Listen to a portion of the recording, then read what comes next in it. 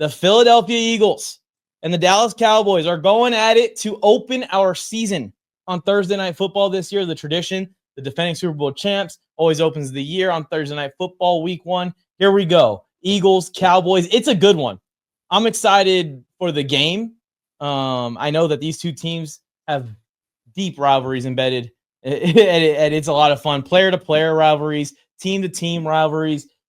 I'm excited. So for this game announcement, at minimum, what's your thoughts? Do you think that they picked the right opponent for the Eagles to open up the season with? I also would have been good with Commanders, right? Like, I think if you're going to give them a divisional opponent, and I do think that Jaden Daniels he brings excitement with him. Yeah, he's grabbed that. Yeah, he's grabbed the eyes. People just need to understand that, like, the Cowboys, people watch the Dallas Cowboys, and that's why they get so many primetime games. And as long as they have starters worth it, like, this is what Jerry has built up. And it's why they get the moniker of America's team. It doesn't mean they're the best. It just means that they're the most identifiable with football, like, sort of nationwide. I don't know about globally, but I do know that, like, Cowboy fans are everywhere because of what happened in the 90s. So you had all these people loving what the Cowboys were in the 90s, and then they raised little Cowboy fans everywhere. So they're just like, you can't avoid them. As far as, like, the quality of the game, I think that the Eagles are a nightmare matchup for the Cowboys, and Saquon Barkley should be the first pick in every fantasy draft because he's rushing for 225 on opening night, Mike. Like, I just don't think that they've done enough to, like, stop the run. And I really like Donovan Azaraku, the pass rusher that they added, but I don't think he helps them out in the run game. Do you lose Tank Lawrence, who I think is one of the better run defending edge rushers?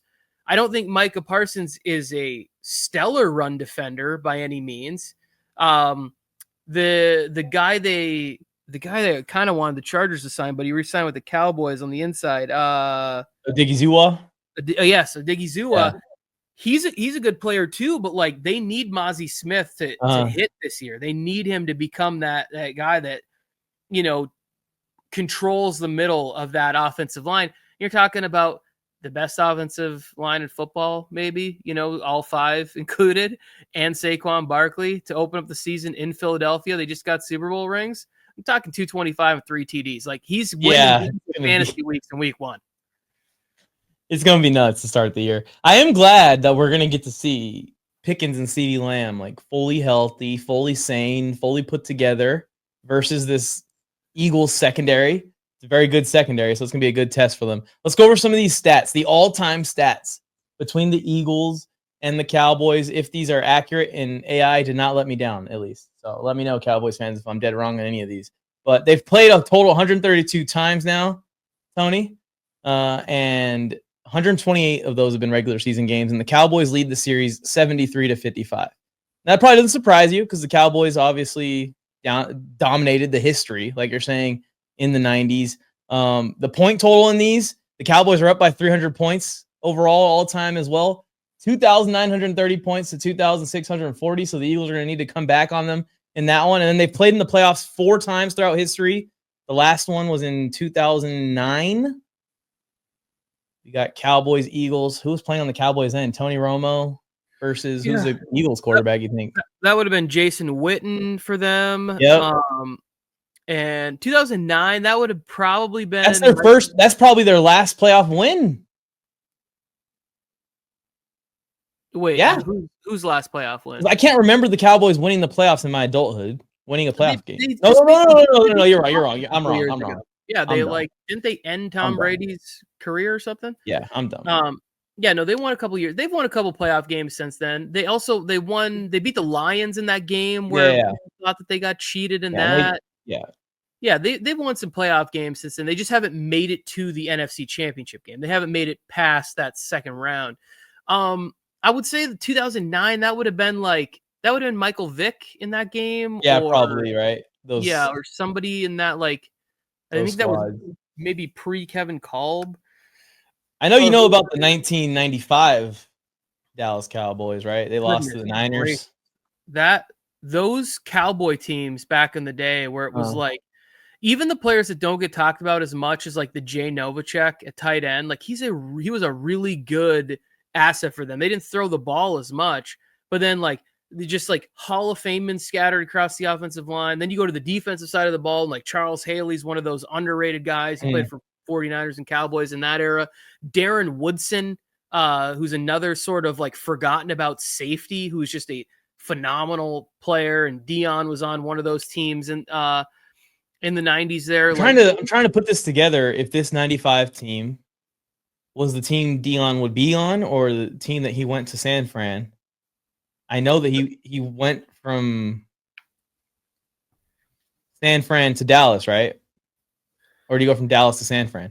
Yeah, I'm a little foggy on the order of how that went. Dion was on that Niner team in 94, 95. Yeah. And then left for the Cowboys. And he's probably on this team too. Yeah, went to the Cowboys. And there's another one in the early 90s. Cowboys won the Super Bowl this year. They beat the Eagles on the way there. And then the 1980 NFC Championships, the furthest into the playoffs that these two teams have played each other. And the Eagles actually won that one. I think that was Ron Jaworski and maybe Ron Jaworski, yeah. Yeah, I think it was Ron Jaworski and the quarterback was Cunningham's a couple years later, huh? Who was it? Was it Danny White? Who was the quarterback for the Cowboys? Oh, you're probably right. Danny White. You're probably right. Damn, Tony. You're probably right. Well, you can fact check this, y'all, in the conversation. I wasn't, for the record, guys, I wasn't born in 1980. A couple years later, but I was not. I didn't watch that game. But here's where things have gotten more interesting, Tony. In their last 10 games, the Cowboys have won 5. The Eagles have won 5. They haven't played in the postseason in their last 10 matchups. But, so they are tied at 2,930 points scored each in those last 10 games. Or no. 262. I'm completely fucking this up, Tony.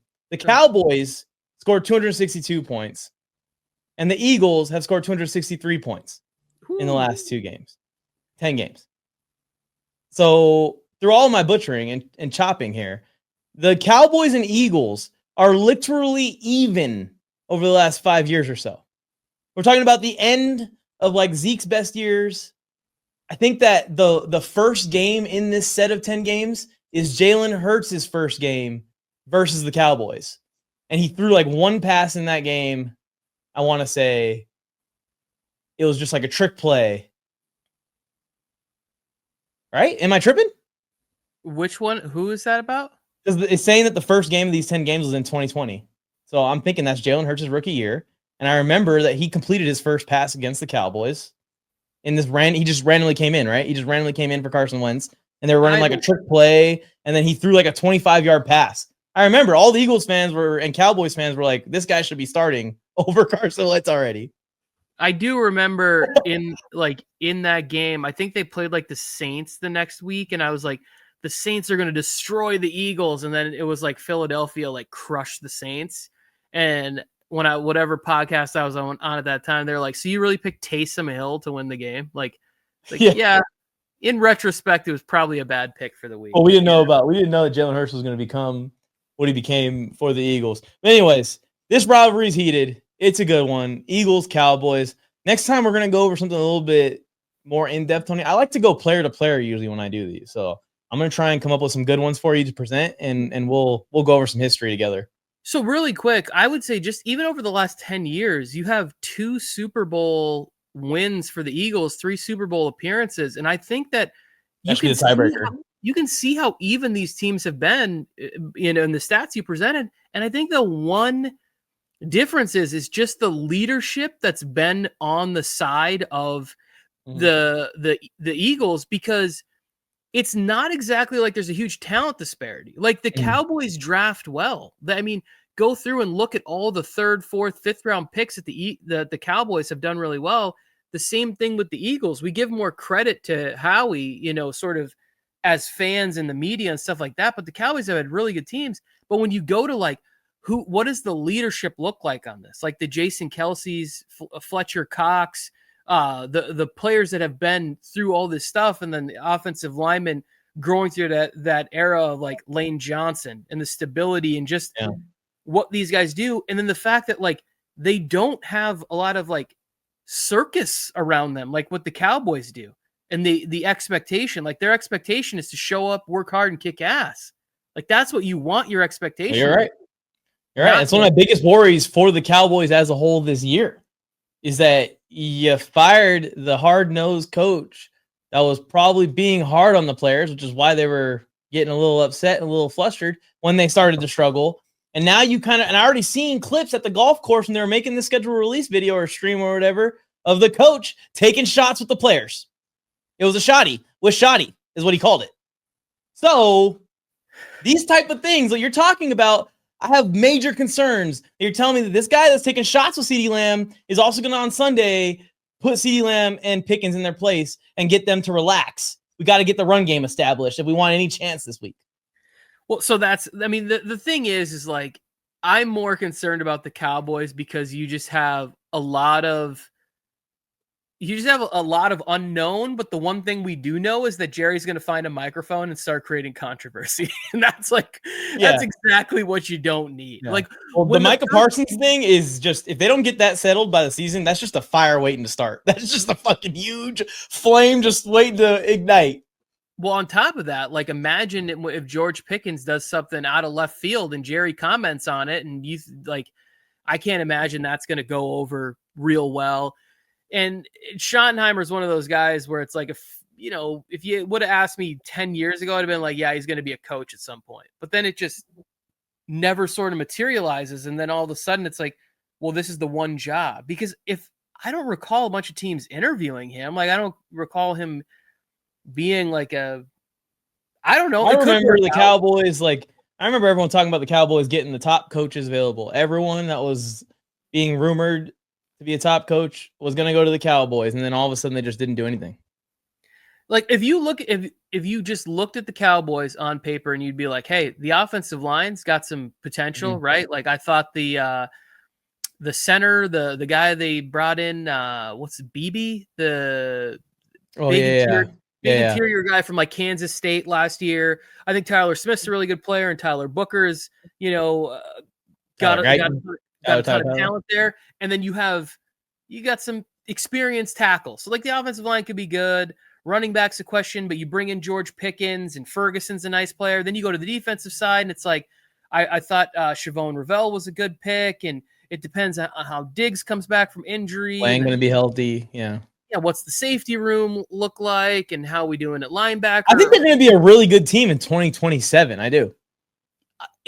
But again, it's like this is a team that's positioning well to trade for a disgruntled, top-notch quarterback that becomes available. I don't know who. Someone get pissed off and want to go to the Cowboys because they got Dak, they got draft capital, and now they got a bunch of young stars. But it's going to be crazy for this season. I think we're going to see some.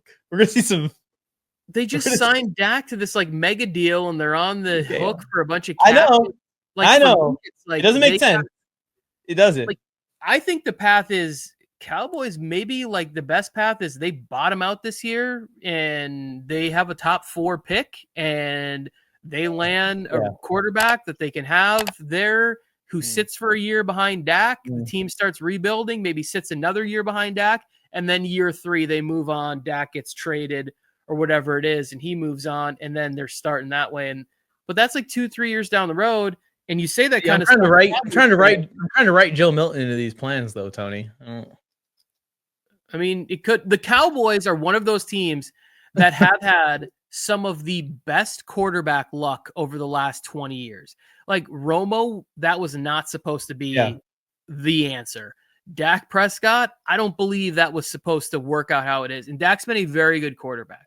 Like if you told me like next year going in, like, well, the Cowboys are 100% trading Dak, there'll probably be like 5 or 6 teams that are like, I'll sign up for that in a second. Yeah. That's what I was saying too. In my video when I was talking about the George Pickens trade, is that we got a QB shortage right now. Teams need quarterback. Bill Flames, I went Mike on the mic. With something brand new, one time for your mind. He gave you fair warning. Now it's time to smack him in the mouth with that raw sports talk from the town. Sweet chin music to your favorite sportscaster.